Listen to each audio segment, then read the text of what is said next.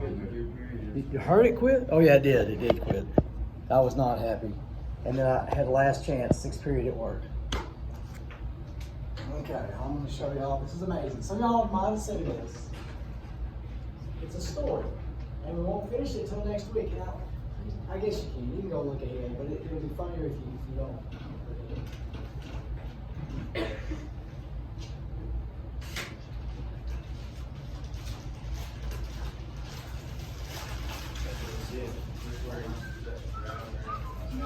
This was an actual real movie. And this guy, they did what everybody does. And they, that guy, would make up words to songs and make fun of it. So that's what this band did. Which band you've never seen this?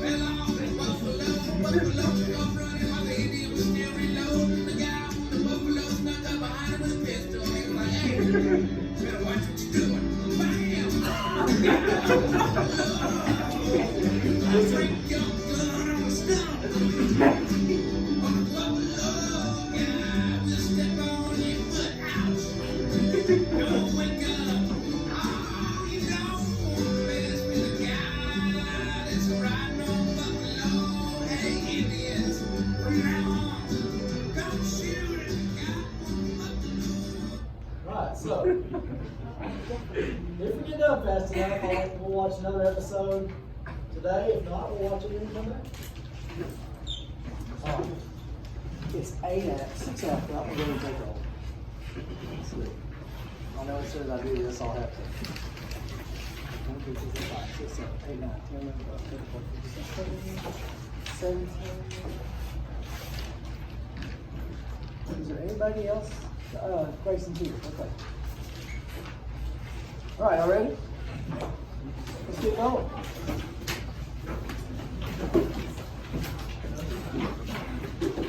I pledge allegiance to the flag of the United States of America and to the republic for which it stands, one nation, under God, indivisible, with liberty and justice for all.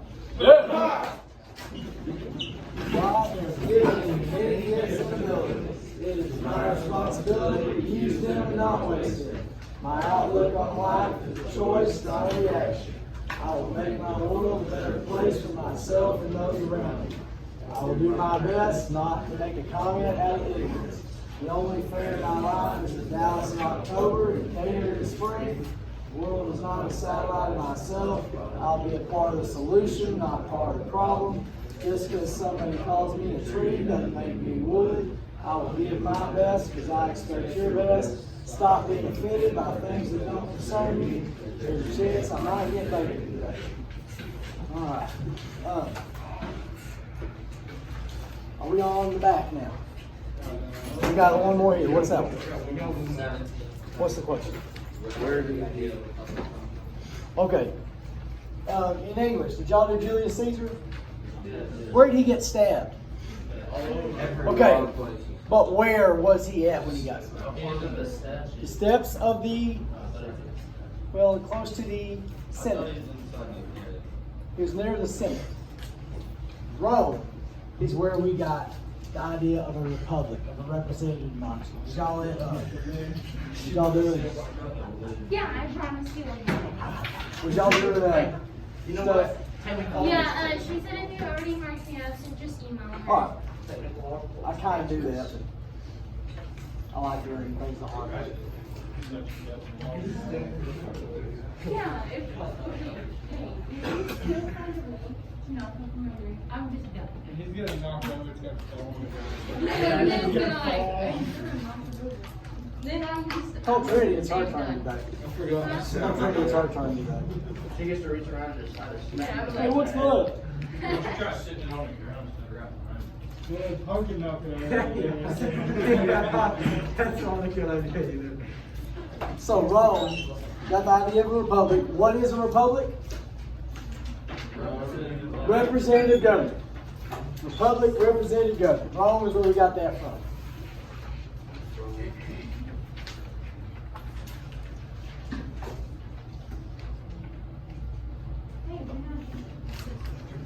All right.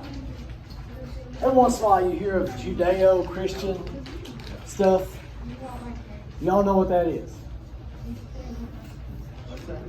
Judeo-Christian is the Bible. Judeo means Hebrew or Jewish traditions, and then you got Christian. What's the Jewish history? Where would you find that? If I say, go, I want you to learn about the Jewish history, where would you go? There are little books that have The Old Testament. And the Christian would be the New Testament. So, Judeo-Christian ethics, Judeo-Christian, the 10 Commandments is what a lot of laws were kind of semi-based on. Does that make sense? So a lot of our traditions, especially in Western culture, comes from Judeo-Christian ethics, Judeo-Christian teachings. Are you working hard? What you doing? Just writing down this. Government stuff. We'll have some time. All right, let's see. The Enlightenment. We did this before. What was the Enlightenment? It was after the Renaissance. What you got? It was what? Human rights, human worth. Not just who's your dad, but human rights and human worth.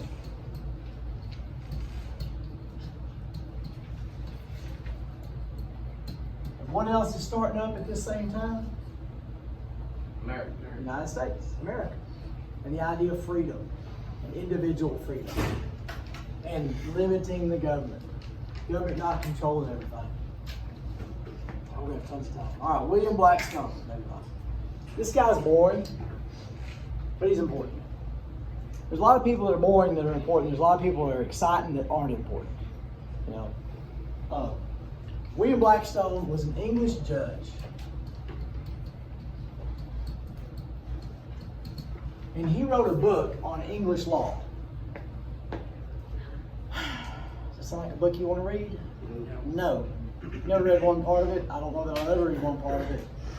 But his books, his writings, I don't know, is what United States law, early law, is based on. So his interpretation of how law is supposed to work is what influenced our judicial system. U.S. laws and judicial system based on his writings. I'm glad there's boring people out there. That's who invents stuff, and that's who figures stuff out. That's who solves problems, and you know, us idiots might make people laugh, but we're not helping. You know, other people are helping. If you ask me to invent something, I can't invent anything. I can't invent stuff. I can't even imagine something that hadn't been invented yet. Can't. We don't need flying cars. They better not. Yeah. That's a horrible idea. We can't handle driving regular cars, let alone. Okay, we don't need. At least like the Jetsons, they had. I don't know how they had roads. They had kind of roads on the Jetsons. I don't see. Like that's good. That's Like people are going to pay attention to that. Oh, there's a cone. I'll stay here. No. I mean, you know. Did you hear about, It is not. did you hear about the LA airport reporting, seeing a guy in a jet suit flying at 3,000? I did hear that. Idiot. Yeah. Well, idiots. All right, the French and Indian War. Who fought the French and Indian War? The French and Indians. That is technically true, but that's not The true. Americans and the Indians. Yes. French. Everybody knows that. Now, understand this: whoever wins is the person that names the war. The Battle of Manassas and the Battle of Bull Run. What war am I talking about? Civil War. That's the first actual real battle. Yeah, Fort Sumter was the first shot. Battle of Manassas and the Battle of Bull Run was the same thing. Manassas was the closest town. So the Yankees named it after the closest town. The Southerners named it after, it was actually Bull Run is where they fought at. So like, if something's going down in Cottondale, the news would say outside of Paradise or south of Decatur, but here it's all Cottondale, you know, or even Draco. If you want to get really old timey, other than Draco, what's Draco? It's a little place out here. Been here a long time, you know what it is. Yeah. And it said Draco, Texas. I was like, Where is that? If you go in between the Cottondale store and then down a little bit past the curve on Schoolhouse Road, Yeah. right in between that little area is Draco. Yeah. Because on the other side you can get Cottondale to pull up on like maps and everything, but if you are on Snapchat, it puts Draco where I'm at. Well, let's go back on 29.3. I was watching Channel 5 one time, and they were talking about something happened in Middle Wales. Yeah. You know how they'll show a place and then give another place like as reference? They were talking about Middle Wales. They showed this little map, and there was Middle Wales here, and then it said Cottondale. Like, oh, that's where Middle Wales is at. There's not anybody. But the French and Indian War was actually the French versus the English. Well, the Indians helped the French out. So the English called it the French and Indian War because that's who England was fighting. America. When the English showed up, I know you guys on the video. Let's do this. Check this out. Make them throw up. Yeah, no, you have to flip the Oh, you gotta turn around. Okay, yeah. All right, so when the English came in here, they settled. They made towns. They made permanent settlements. When the French came in, they came in this way, and they kind of settled, but they didn't settle. They didn't care about being here. They wanted to make money and leave. When the English came in, they kind of took over the Indians. When the French came in, they came in and said, "Excuse me, I have to go catch this any minute," and worked with them. So the French and Indians were pals, for the most part. All the Mississippi River, St. Louis, Detroit, Des Moines, Montreal, Quebec. What's all those places there? French names. French stuff. So the French and the English are actually battling over the territory. As the English pushed further west, the French didn't like it, so came to blows. The English won. So the Indians and the English weren't really pals. The French and the Indians got along better because the French didn't mess with them too much. And what do you know about wars? Men, money, and stuff. So I have a question. I got an answer, I hope. So it's actually the French versus the English? Yes. Why'd they put Indian in? Because the Indians were helping the French. Okay, So okay. it's all right. Sorry. Sorry. So men, money, and stuff. What if you win the war? You get that. Well, it still costs you men, money, and stuff. But it costs me a little less. Well, maybe not. You might have put more into it. Yeah. You know what I mean? Like the D-Day. Yeah. We won, but Godzilla cost a bunch. So, this has to be paid for. Parliament has to figure out a way to pay for it. Who cost this money? Like, what was the reason that what was the reason this war was fought? Land. Over the colonies. So, their mindset was, let's let the colonies pay for it. Is that ridiculous? No. They're defending these people. Let's let them pay for it. And so they passed the Stamp Act. Did I put the right thing there? I think I messed up.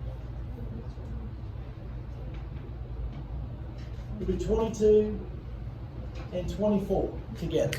All right? Not 1865, 1765. The Stamp Act was a tax to pay for the French and Indian War.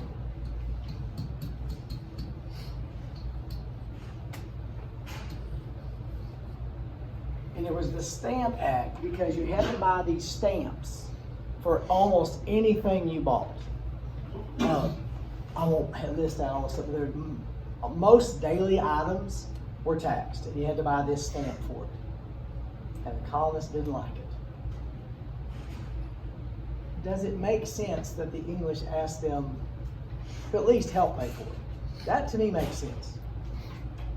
Parliament passed this. What was the colonists' gripe with it? They don't have a say-so. No taxation without representation. So based on English law that they understood and they knew because it was extremely important to them, they said, this is illegal. Because they had no say-so in it. There's no representation in Parliament. Colonies did not have representation in Parliament. Do they have a valid argument? There was a lot of people in the colonies. There was thousands of people in the colonies. It's probably time to let them have, maybe not somebody to vote, at least somebody there talking. Does England have a part? Did England break the law, technically? What's the law? Parliament is in charge of taxes. Parliament passed the law. There wasn't there anything that said, if you live in a colony, you're exempt from this. But both sides, depends on where you're at. Kind of like an eminent domain, depends on where you're at. Everybody cool there? You got, everybody understand 22, 23 together? All right, and we did 23.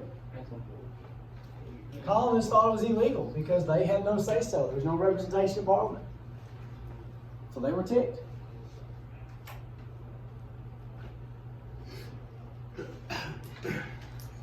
Oh, y'all get to see it. Another one. Let me show you this picture here.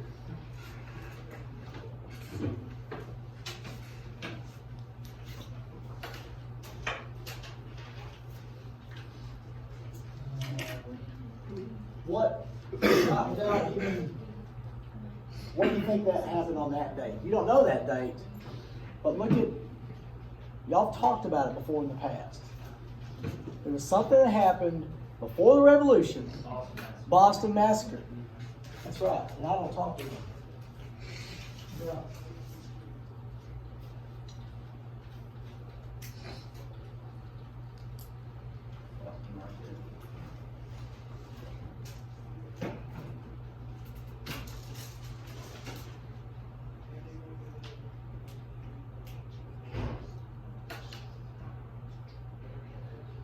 I've probably seen this picture before. Yesterday. Y'all know who did this picture? The most famous Boston guy before in the 1700s. Yes, he's saying a lot. He's the next guy on the list. Okay. Paul Revere. Paul Revere did this picture. Now, if you look at this picture, what happened? I hope you don't know anything about the Boston Massacre, but you probably do. there was I'm guessing they did Rose King. Look at that. Well, don't tell the real story. Yeah, look at this. This is a massacre, That didn't actually happen. right? This is a massacre. Innocent civilians, bloodied, killed, and these evil redcoats. You know what a redcoat is? That's what they call the British military. They have redcoats. Well, a British general and a French general were talking one day back in the 1800s, and the French general, "Why do you wear the red coat?" And the English guy, and I can't do English talk, he said, "Why, Joe, we wear them so when we get shot, they will not see the blood and not be disheartened, and will still fight." And the French guy goes, "That's brilliant. Bring me my brown pants." All right, Mason, you were saying something. What were you going to say? We had this, not a kid, but he was young, and they were basically blocking something off, I forgot what it is, and he threw a snowball at it, right? That had rocks in it. Yeah, and he started throwing it at the soldiers. This was a riot, is what this was. This was not a massacre. The colonists, first of all, we'll talk about this Tuesday. The British soldiers, did they want to be there? No. They were told, you have to go to America and hang out there and keep the peace. Oh, great. So they go to America. They hate them. People are spitting on them. People are cussing them. People are throwing snowballs with rocks in the middle of them. Oh, so kind of like what's happening in America. Kind of like some stuff going on today. Right? Now, did everybody throw rocks? Did everybody? No. Is everybody in America tearing places up and shooting people? No. But that's who gets the attention. So even if you're trying to do the right thing, you're lumped in with everybody else that's doing cruddy stuff. If you're a policeman trying to do the right things, you're lumped in with all these idiots doing all this stupid stuff. I don't blame, there's a couple shots fired. I don't blame them for shooting. If you hit me in the head with a snowball with rocks and you're spitting at me and you're cussing me, eventually, and this guy has a gun, something might happen to him. Crispus Attucks. I want you to write that down. Crispus Attucks. Just put it down at the bottom. Yeah, just so maybe next to this, Crispus. That's a name, man. Crispus Attucks. Crispus Attucks. Matter of fact, if I have an old kid, I think I might name you Crispus Attucks. That sounds like a running back right there. Crispus Attucks with the touchdown. This is the first person killed in the American Revolution. Because I consider this kind of part of the American Revolution. He was a freed slave, and he was the first person killed in the American Revolution. So someday on a radio contest, you might win some, bless you, you might win some money. If you win it up, if you want to buy me a sandwich, great. Okay. But the Boston Massacre was not a massacre. It was provoked. There's a word I want you to put here too. Propaganda. Media. Yeah. What was Paul Revere trying to do? Was he lying? No. I'm not going to say he's lying. I think he thought he saw that. I think he felt like, here's what's happening. A lot of times our perception of something is different than what's actually happening, but that doesn't matter because what my perception is, to me, that's reality. So, if nothing else, they were trying to gain support. When y'all tell a story, you don't go, oh, you know what, I was driving on the road, this car came up, and he was probably going a couple miles over the speed limit, and he turned his blinker, and he went around me, and he waved as he went by me, and went. Is that how you tell a story? This guy was flying. He was flying down the road, and he flipped me off as he went by. Why do we tell it like that? So it sounds better, and so, oh my gosh, so people notice, oh, are you okay? Yeah, I'm fine. Yeah, I was walking, I kind of turned my ankle a little bit, everything's fine. Oh, I was walking, my foot went 90 degrees all the way over. Oh, it's just all. And I think that's what he was doing. But propaganda, it's not always necessarily evil or bad. It's just when you try to take a situation and use it for your advantage, and maybe you build it up a little bit. That's what happened. Everybody cool? All right, Samuel Adams in 1772. Did they have cell phones? Did they have radio, CBs, newspapers? They had newspapers. They had tin cans with strings. It kind of does. We did it when I was a little kid. It kind of does. I mean, you know.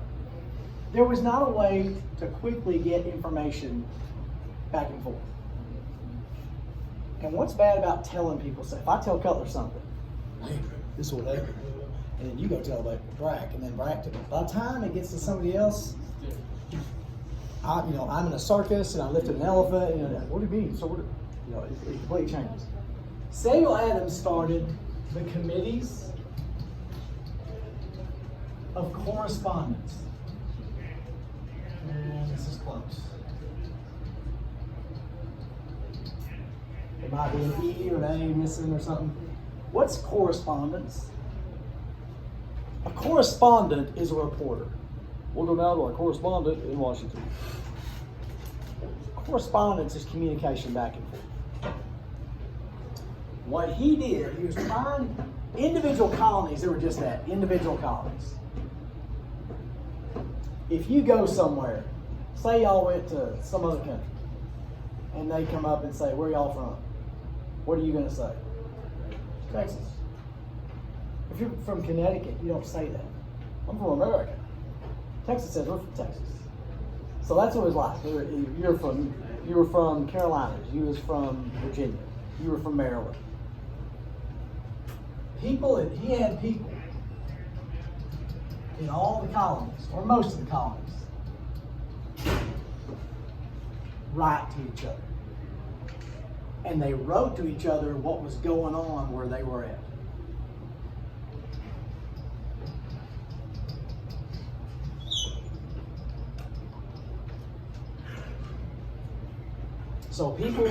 So Thomas Jefferson in Virginia is writing to Sam Adams. Here's what's going on in Virginia. And Sam Adams says, well, this is what's going on in Boston. Boston's where all the real big crap was happening.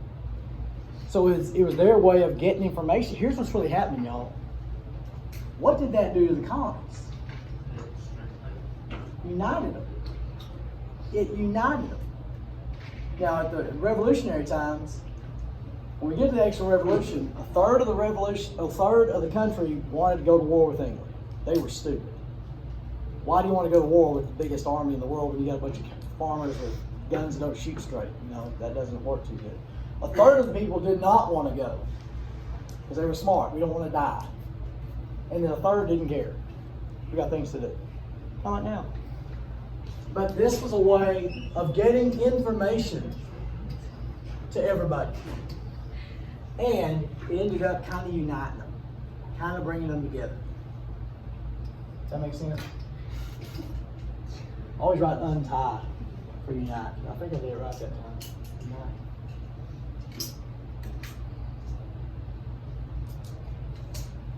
Boston Tea Party. I got a Boston Tea Party story. I don't think you've ever heard this one. Have you heard this one? Boston Tea Party? I think I probably did. Every once in a while when I was little, my dad had to go to meetings. They'd have these nationwide meetings, like church meetings, and so we went. And the one was in Baltimore. And we went on this big vacation, so we went to this meeting, but we went all around, so we went to Boston. We saw a bunch of stuff. We went to they had the ship that had the Boston Tea Party there. And Mom had given me this Kodak, it was her Kodak Instamatic camera, it was a rectangle. You might see in an old movie or something. You put film in it, and you took pictures, and then you took the film somewhere and got it developed, and then you could see what you took. So you didn't know exactly what you took. We went to the Naval Academy first, and I took all kinds of cool pictures there, jets and all kinds of cool stuff. Then we walk around Boston. We get to the pier. In Boston, the pier goes out here, and the ship is right here. So before we get there, I'm going to do a cool picture, and I get my hand, there's the railing on the pier, metal railing. So I stick my hands through the railing, and I'm looking. And I take a picture of the boat, and I go to pull my hand back, and my thumb hits the railing, and the camera goes plop, it plops into the water. And I was about 8. And I started bawling. Number one, I was sad because I lost the camera. Number two, I thought they were going to make me go in after it. And all I pictured was dead Tea Party skeletons down there, like drinking tea, and they had like, and I saw the camera just kind of float down in there, and I was like, oh, I don't want to get, I was scared to death. The Boston Tea Party wasn't, we think of it as kind of silly, or sometimes it's predictive. Something I'm thinking of. I don't know what the word I'm thinking of. Anyway, this was a major crime, major undertaking. They raised the tea tax on the colonies. Tea was important to them.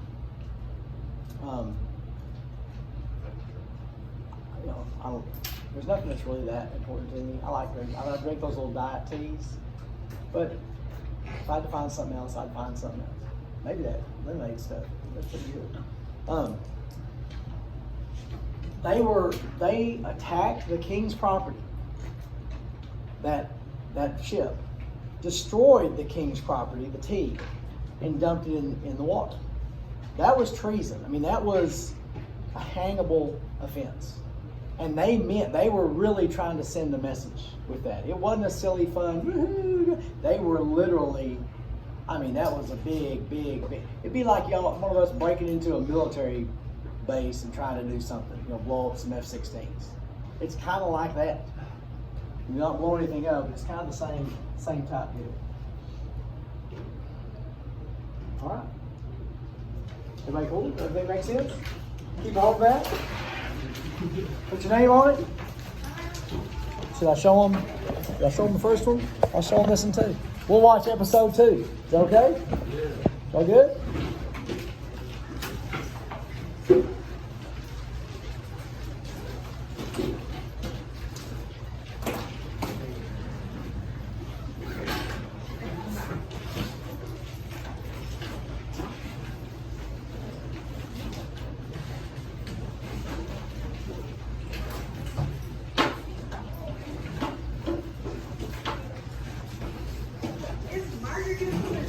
To us, what you drink with your meal is just as important as the food. 12 flavors, just $2.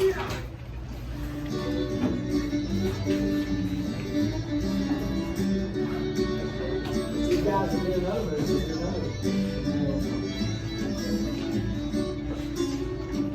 One day the guy on the buffalo hot dog stretched his legs. You're gonna laugh out loud. Hey, what's this in the weeds? It's a baby. Awesome.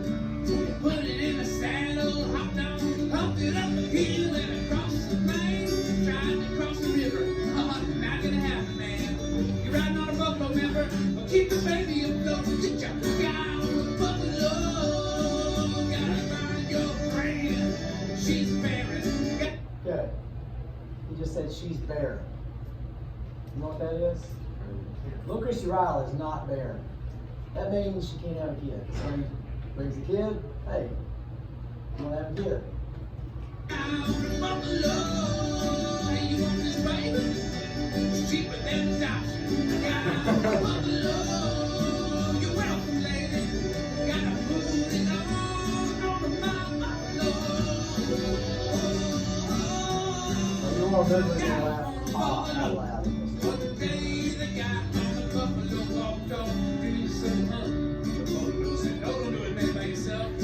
God said, I got this, I don't need you, buffalo, it's just a deer. Normally the buffalo would have his back, but he was jumping on some grass in the field. And just about the time the guy got ready to shoot, he straight up got off and I couldn't. There's my buffalo, and I need it.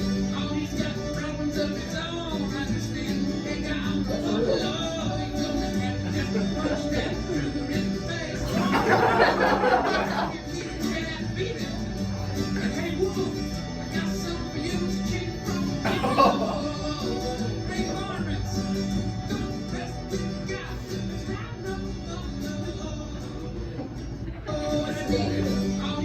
Problems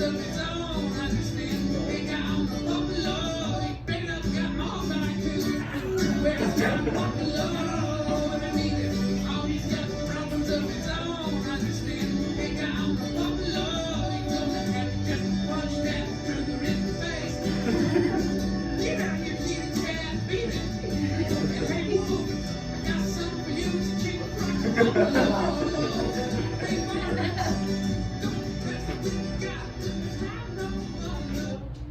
would PETA have a problem with the buffalo eating the wolf? That's animal on animal violence. You know, I don't know, maybe we may have to.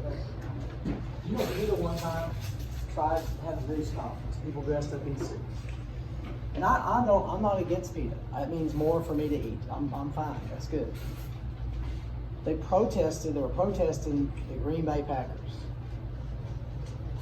Because the Packers the Acme Packing Company, meat packing company, is the one who originally kind of sponsored the team. And that name Packers goes back to the meat packing industry. And so they said, we want that name changed. They actually said maybe something like the pickers. Like harvesting crops, not picking your nose. How do we know that the carrot has no feelings? How do we know? Because like if you just ripping the carrot out of the ground, that's pretty violent. To rip the carrot out of the ground and chomp on the carrot, you know. So I don't know. We'll see. I had a hard time taking